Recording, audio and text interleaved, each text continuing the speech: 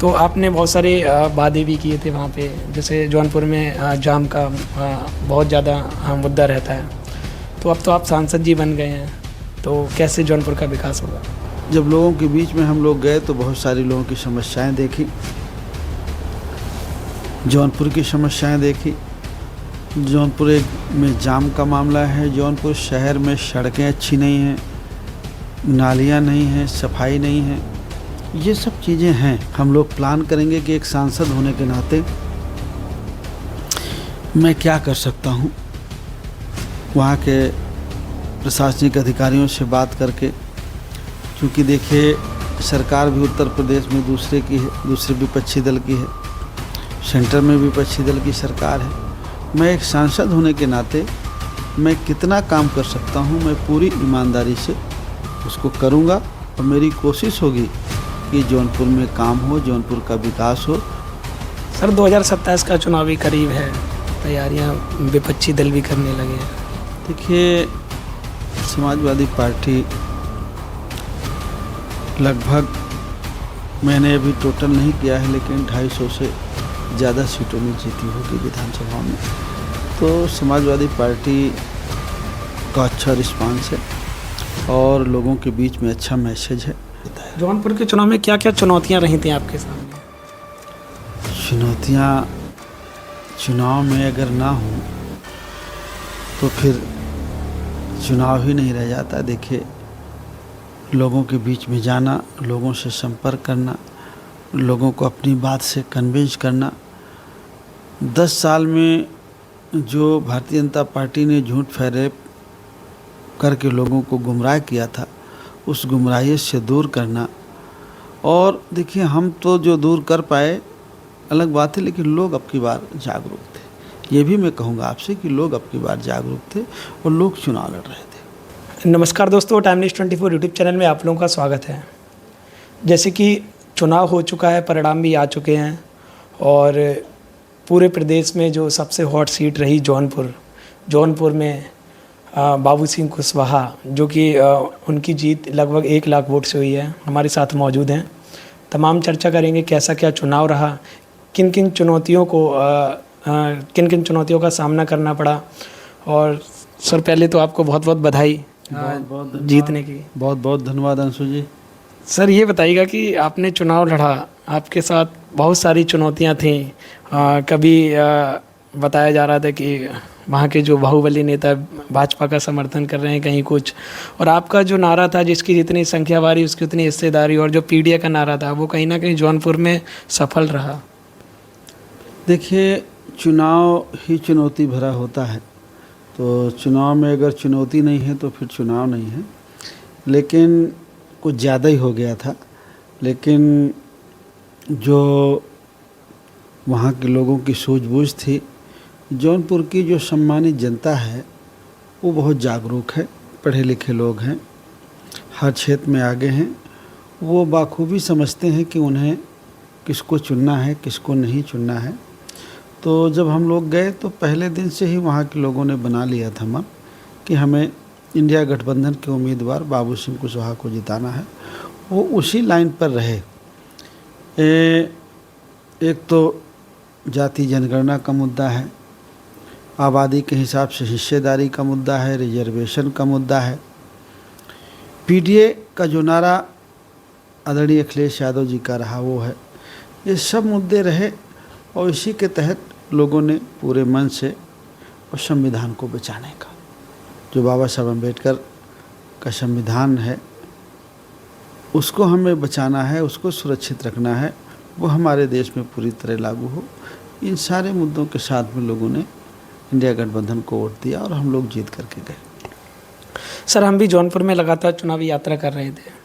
वहाँ की जो जैसे आपने कहा कि स्टार्टिंग से जनता ने मन बना लिया था, ये बात तो सही है, पर वहाँ का अगर जातीय समीकरण देखा जाए तो सर्व समाज के लोगों ने आपको सपोर्ट किया है। और आपने कहा है कि जौनपुर की जनता जागरूक है, पढ़े लिखे लोग वहाँ रहते हैं। तो आपने बहुत सारे वादे भी किए थे वहाँ पे, जैसे जौनपुर में जाम का बहुत ज़्यादा मुद्दा रहता है। तो अब तो आप सांसद जी बन गए हैं, तो कैसे जौनपुर का विकास होगा? देखिए जौनपुर के सभी समाज के लोगों ने वोट दिया और जौनपुर की सभी सम्मानित जनता को मैं आपके माध्यम से धन्यवाद भी देना चाहता हूँ कि उन्होंने मुझे 5 साल सेवा करने का मौका दिया।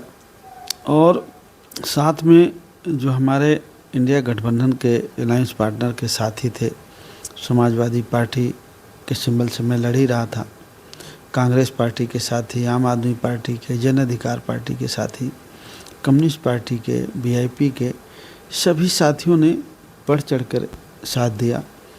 तो जहां एक तरफ जौनपुर की सम्मानित जनता ने मुझे आशीर्वाद दिया, मैं उनको धन्यवाद करता हूं, वहीं जो हमारे संगठन के साथी थे उनको भी मैं बहुत बहुत धन्यवाद देता हूं कि गर्मी में दोपहर में इस तरह के मौसम में सब लोगों ने लग करके लोगों के बीच में जा कर के अपनी बात पहुंचाई और मुझे सब लोगों ने मिल कर के जिताया।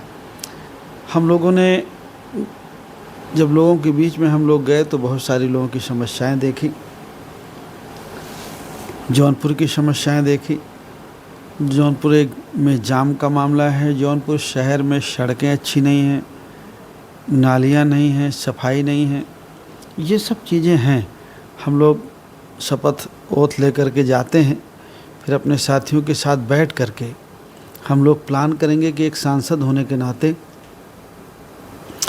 मैं क्या कर सकता हूँ। वहाँ के प्रशासनिक अधिकारियों से बात करके, क्योंकि देखिए सरकार भी उत्तर प्रदेश में दूसरे की है, दूसरे विपक्षी दल की है, सेंटर में विपक्षी दल की सरकार है। मैं एक सांसद होने के नाते मैं कितना काम कर सकता हूँ, मैं पूरी ईमानदारी से उसको करूँगा और मेरी कोशिश होगी कि जौनपुर में काम हो, जौनपुर का विकास हो, जौनपुर की समस्याओं का समाधान हो। सर 2027 का चुनावी करीब है, तैयारियां विपक्षी दल भी करने लगे हैं, क्या लग रहा है 2027 में? जैसे रुझानों में उत्तर प्रदेश में तो आपकी समाजवादी पार्टी, आप उससे चुनाव लड़े, समाजवादी पार्टी ने बहुत अच्छा